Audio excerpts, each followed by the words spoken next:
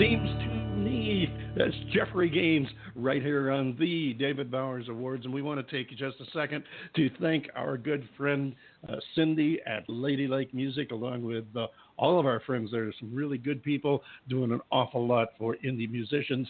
And Cindy helped us put together a show with two great talented artists today, Jeffrey Gaines, whom you just heard, and the lady that we're going to be speaking to in just about 4 minutes now. She goes by the name of Linda Marks, and here's a tune by her called The Lion.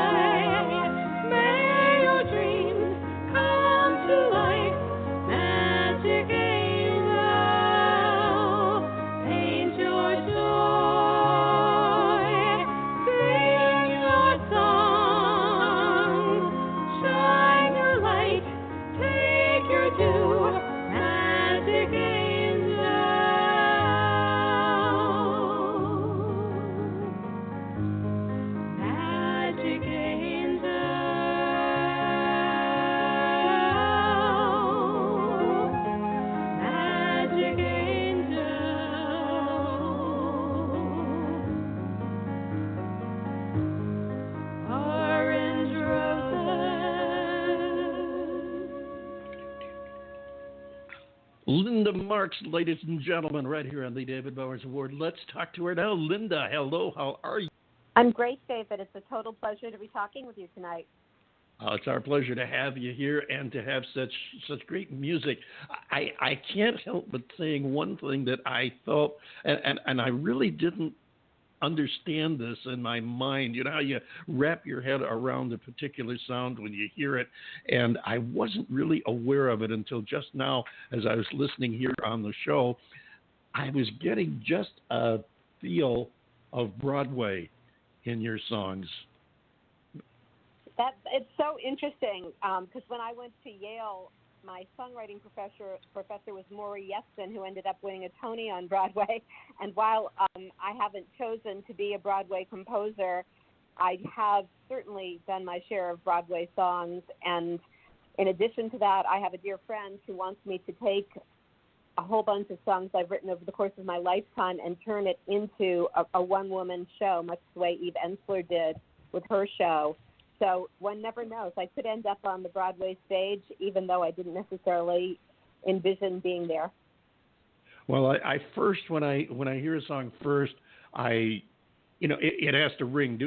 Is this an artist that I'd like to have on the show, and why? And then I listen in the mode of auditioning songs for the show. Where would they fit? Do I want to play it first or after the interview? Stuff like that. But I never really caught the feeling that I did listening to it just now. It just I could close my eyes and envision it as a Broadway stage song. So a little bit of a personal note there. Where did you get the idea for the song itself? Well, The Lion is actually a song that came out of watching a friend of mine go through an addiction crisis. That topic is so in the forefront of the news in our lives. I don't know anyone that hasn't been touched by addiction in some way. And actually, I saw A Star is Born last night, and sure enough, the character that Bradley Cooper plays, addiction is a key piece of his downfall as well. Right. So I had a friend who was incredibly successful professionally, with his family in every way, and alcoholism just totally unraveled his life. And so I wrote The Lion as sort of a prayer, a kind of love song to his spirit, supporting the resilience of the human spirit, for him to break out of the chains that brought him down, and for his spirit to soar and rebound and transform. So that's what the inspiration for The Lion was. Very good, very good. And you're right. I think that all of us at some point in time in our lives have been touched by addictions of some kind or another, by someone we either know, love, or have come in contact with. So you're absolutely right about that. And it is a very, very deep song. It's one you really have to listen to a couple of times to really grasp it. John Bon Jovial, your thoughts? Oh, well, first of all, Linda, congratulations on such a beautiful song, and it has such a nice message to it. I like the song. Well, I like that kind of music, and the fact that you're able to, put together your voice in combination with the flute. It really is nice. And now, I don't know if anybody has ever told you this, but the vocal style that you use kind of reminded me a little bit of Joan Baez. That's interesting. I haven't been compared to Joan Baez before because I'm a soprano, and with my hair, everyone makes fun of me that I should be Carole King. A singing, songwriting, piano-playing, curly-haired blonde woman always gets compared to Carole King. But that's a compliment. I love Joan Baez. She's wonderful. Oh, she's a marvelous tactician with her voice, and of course she plays a pretty mean guitar too. But yeah, that was listening to your vocals on that kind of. I mean, yes, she's got more of a baritone quality, but when she does sing on the high end, that is what you reminded me of, and so I really think that you did a nice job with that. I'd like to know. Other than, we're talking about addiction, which really is an insidious problem in this country. But other than that, I want to know what the thought process was of engineering the song the way you did. In other words, how did you put the musicians together? What were your thoughts on the kind of sound that you wanted to achieve with it? Mm-hmm.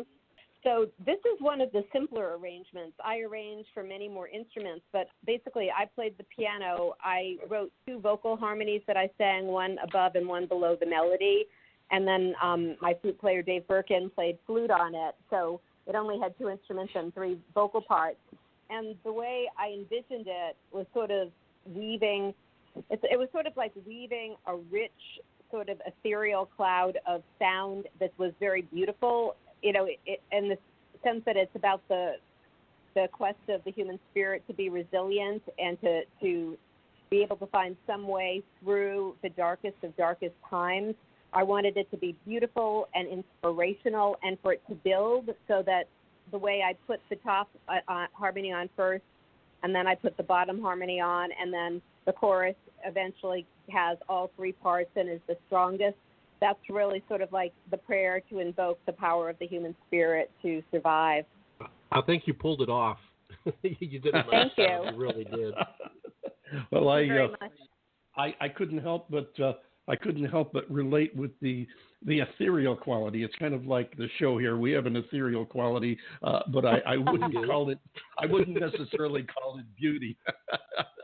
Seriously though, Linda, your thoughts are beautiful, and you explain it so well. I wanted to touch on a couple of things that I know you have coming up, and the first of these is you have a song called Enough, which is coming out in November, correct? Yes, November 12th. It's being released on all digital platforms. And that was covered in Boston Magazine this month also. They had some very nice words to say. Yes, I'll be looking I'm delighted. I can imagine. I hope you'll get us a copy, because we'd love to be able to play it here on the show and share it with the listeners as well. We'll look forward to that. I would be delighted. Yes. Now, also in looking forward,